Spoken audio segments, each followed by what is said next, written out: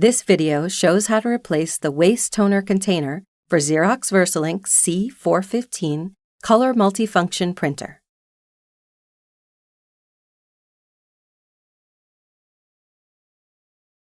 Open door A and door B. To remove the right side cover, release the latches and pull the cover off the printer.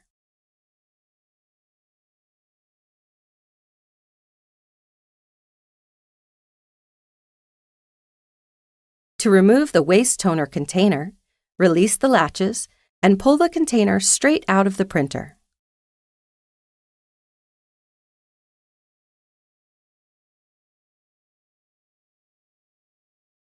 Insert the new waste toner container straight into the printer until it clicks.